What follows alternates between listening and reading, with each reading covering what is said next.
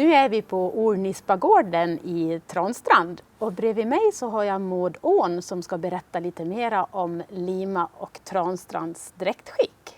Hej Maud! Hej Anna-Karin och välkommen! Tack så mycket! Vad är det för fin dräkt du har på dig? Ja, det här är lite spännande för att vi var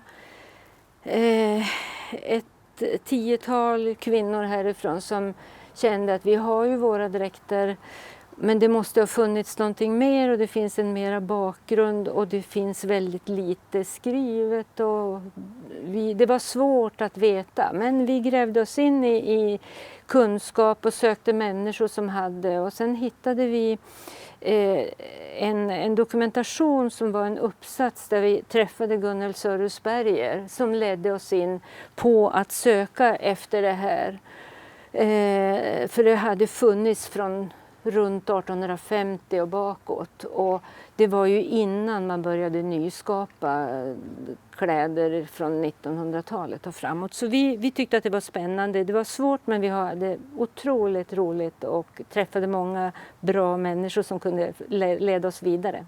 Vad var det ni fick fram under era efterforskningsarbeten då? Hur är den dräkten du har på dig? Ja, det är det. Det är resultatet utav det. Och det tog drygt 10 år innan vi hade kläderna på oss. Ja. Och livet som du har i knäna där, det var en av de förlagor som vi faktiskt letade efter, som vi visste fanns, men vi hittade den inte och vi visste inte, och sen dök den upp på en auktion och sen kom den i våra händer, som kunde liksom vara ett bevis på att vi var på rätt väg. Sen fick vi också via en klok man i Lima som rev ett timmerhus, stoppningen mellan timmerstockarna var ylletyg och det var en variation på ranningar som hjälpte oss också att det finns faktiskt variation på hur det skulle kunna se ut. Det fanns inte ett enda mönstret på själva livkjolen fanns och på överdelen, men inte ranningar, och väskor kunde se olika ut och man hade vinterförkläde och sommarförkläde, och det här kunde vi leta oss fram till. När du säger livkjol, det är en sån du har på dig nu, där liv och kjol sitter ihop och det är samma tyg, eller hur? Mm. Men det fanns också då livstycken. Ja. Så att det måste ha både varit dels livkjol och sen att man har delat då liv och kjol. Ja, och det kan också vara att man tog tillvara på att kanske kjolen var utnött och livstycket var helare, och då sparar man ju den och hade... Vi har fått sen flera livstycken som är i gott skick, men vi har inga kjolar förutom några stycken i Lima, och sen har vi även en privatperson i Lima som hade en LOs-låda på vinden med skatt att titta i för oss då. Så att det hela tiden hände det saker och vi fick backa bandet och göra om. Och att också leta fram rätt färger som vi tyckte då stämde mest. Det var heller inte så enkelt, för färgningen utav olika färgbad fick vi vänta i 2 år på att få en garntuss och så. Jag har ju också något väldigt fint här i knät, och det är en sån här livtröja med stickade ärmar som är så typiskt i Västerdalarna. Ja. Och även finns de ju Svärdskenviken. Ja. Och det här var också ett äldre plagg som ni hittade, eller? Ja, det var som det. Ni har gjort en fin kopia av här då? Ja. Och man kan ju säga att det här är ju också en kopia, vi kan ju inte exakt säga hur det var. Men vad som var med livkjolarna och även tröjorna, det var ju att de var korta under bysten och väldigt smala människor var det ju. Men som sen då har förändrats när man har gjort nyproduktioner på 1900-talet för att vi ville ha det annorlunda. Men det här gav ändå oss en väldigt fin bekräftelse på vad som fanns skrivet, och tillsammans då med några stycken. Med lite föremål. Ja. Här har jag ju också lite fina kjolväskor, och de ser ju olika ut. Ja. Det är dels med applikationer och sen är det med broderier. Och de är olika också. Ja, och både bygel och band finns ju att Ja, och det tror vi att vad hade man tillgång till? För man får tänka på att det var väldigt få människor i Lima och Transtrand på 1800-talet och att de hade ju, handelsvägarna gick mot Norge, så jag tror också att vi är influerade så. Mm. Du, hur är intresset för den här dräkten idag då, som ni har tagit fram? Ja, intresset, alla som ser oss undrar ju vad det är och var det kommer ifrån, så den historien får vi ju berätta. Ja. Men däremot så har vi ju inte möjlighet, vi har ju vävt och gjort och sytt allt själva. Ja. Så att det bygger på att man kan väva, att mönstren och vävnotor och sånt finns, men du måste kunna göra själv. Mm. Ja. Så nu har vi ju sett den här kan man säga rekonstruktionen, eller att ni har jobbat med den här dräkten, och vi kommer ju att se lite fler dräkter nu, för nu kommer Barbro att berätta om högtidsdräkten som finns här i Lima Transtrand. Stort tack Maud för att jag fick prata med dig en stund om din fina dräkt. Tack ska du ha. Nu har jag Barbro Samuelsson bredvid mig och hon har ju på sig Lima Transtrands högtidsdräkt, eller hur? Ja, Vad är det som är typiskt med den? jag vill framhäva lite materialet i närmast då kjolen. Här hade vi ett tyg som kallades för barkhanstyg. Och det var linvarp och ylleinslag. Och sen behandlades det så att det blir vattrigt. Det här tyget försvann ju så småningom och var svårt att få tag på. Och då gjorde man så här i Transtrand och Lima. Det här är ju ett syntettyg, men man vill ju gärna återta de här ådringarna. Nu är det här tyget också svårt att få tag på. Det kallas ju för moiré och fanns förut, men nu är det svårt att få tag på. Så tidigare då hade man det här tyget som du visade först då, i kjolarna då? I kjolarna närmast, ja. Ja. Vad är det mer du har på dig som är typiskt för högtidsdräkten då? Det är ju en röd väst. Ett livstycke. Nu har jag det var också i moiré tidigare. Rött moiré använde man då. Nu har jag en yllebrokad tagit för att moirén är svårt att få tag i.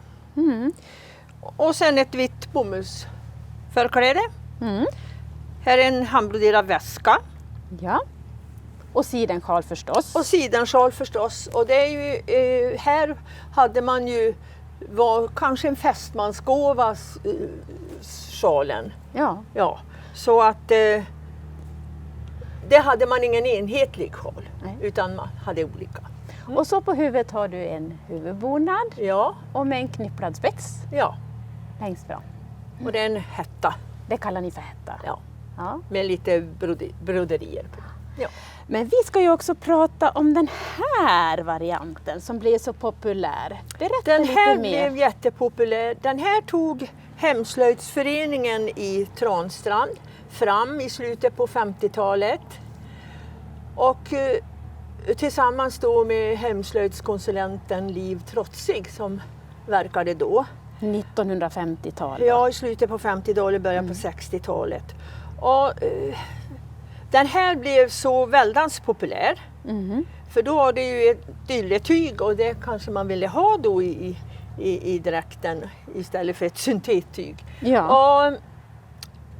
Och då var det damer här i sockna som vävde tyget. Och sömmerskor som sydde. Och den här blev ju väldigt populär och många som hade flyttat ut och ville gärna ha den här. Så den här är väldigt vanlig hos oss idag. Man ser ju många, och jag tänker också det som är typiskt här också, knapparna som är ert sockenvapen, eller hur? Som man har tagit upp i knapparna här. Och visst är det väl den här som vi ser kranskullan ha, va? Den har kranskullan på sig när vi har kranskullor här från Transtrand. Ja, på Vasaloppet. Ja. Ja. Så det här är väl kanske den vanligaste som man ser idag. Idag är det nog den vanligaste som man ser. Ja. Ja. Men det är också roligt att se lite fler varianter. Ja. Så den här kallas för Transtrands vardagsdräkt då. Ja, Vi har ju en bok som heter Dräktskick och det är väldigt lite sagt om den här dräkten. För det fanns nog inte så mycket förlagor som de kunde hitta. nej. Utan det här var väl en dräkt som nöttes ut. Ja. Och vi ska ju faktiskt få se en dräktvariant till och det är Gudrun Tysk som kommer att prata om en till högtidsdräkt som hon har på sig. Men stort tack Barbro! Ja men tack! Nu har jag Gudrun Tysk bredvid mig och vad är det för dräkt du har Gudrun? Ja, jag har Lima Transtrands högtidsdräkt av första ordningen. Vad betyder det? Ja, det betyder att det är svart kjol och svart livstycke och sen är det ju en vit överdel då. Men just den här dräkten som jag har på mig idag, det är sorgedräkten. Och till den då så har jag svart förkläde och en svart sjal. Men den här dräkten, högtidsdräkten av första ordningen, kan man ha även när man står brud, man gifter sig, vid andra stora högtider. Och det var ju kyrkan som dikterade de olika dräktvarianterna. Och det här var ju långfredagen, påskdagen, juldagen och såna här högtider man skulle ha den här i kyrkan. Olika dagar då? Ja, men hemma bar man ju aldrig den här nästan. Då, när man kom hem från kyrkan, då tog man av sig den här? Ja, och Och då, satt- oftast var det ju vanliga söndagsdräkten som man satte på sig då. Ja. Men till de varianter som det inte är sorg, då har man ett vitt förkläde. Och då kan man även ha mönstrade sjalen och även röda strumpor tror jag. Ja. Var det här också en sån här dräkt som ni tog fram i den här dräktgruppen som Maud pratade om tidigare att ni var? Nej, det här är nog den äldsta bevarade. Ja. Och den här har liksom funnits i levande tradition kan man säga. Ja, det har den gjort. Inte så vanlig som högtidsdräkten av andra ordningen med rött liv. Den är ju allra vanligast. Den som vi såg Barbro, Ja, Barbro hade på sig Ja. den. Ja. Mm.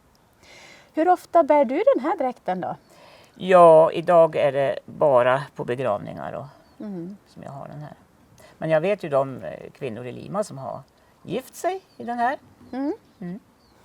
Hur vanligt är det bland kvinnorna i Lima Transtrand att man har de här olika dräkterna som vi har fått sett idag? Ja, vad ska jag säga, midsommar kanske om man är på midsommardans, då har man ju dräkten. Och sen i kyrkan då, vid dop och bröllop, begravningar. Det är den vanligaste tiden. Hur tycker du intresset verkar vara för Lima Transtrands dräktskick idag? Ja, bland de yngre så börjar det väl kanske komma tillbaka, men det är mest vid dop och bröllop Olika. som de yngre. Och männen börjar faktiskt visa ett större intresse för det här. Nu har vi ju ingen man här idag då, Nej. men vi kan ta en liten bild så vi kan visa hur Absolut, mansdräkten ja. ser ut. Ja, För den har ju en liten speciell ytterplagg som är som en frack. frack med en kortare skört och lite. Kortare skört. Ja. Jaha. Jag kan berätta att jag har broderat och sytt en brudgumsskjorta i vinter Jaha, till en kille som härstammar ifrån Lima. som har gift sig eller ska gifta Ja, sig? han då? har gift sig 1 juli långt upp i Nordnorge, Alta. Ja. Ja. Vad spännande att få höra mera om dräktskicket i Lima Transtrand. Ja. Verkligen. Och det finns ju en bok om det också som man kan köpa på hembygdsgårdarna finns det. Ja. Lisbeth Holmström och Gunnel Sörhusberger har gjort. Och den berättade ju tidigare Maud om också Ja. att den har legat till grund mycket för efterforskningsarbetet Ja, i verkligen. den här dräkten Ja. som Maud hade på sig. Ja, precis. Stort tack Gudrun Tack. för att vi fick prata med dig. Tack så mycket.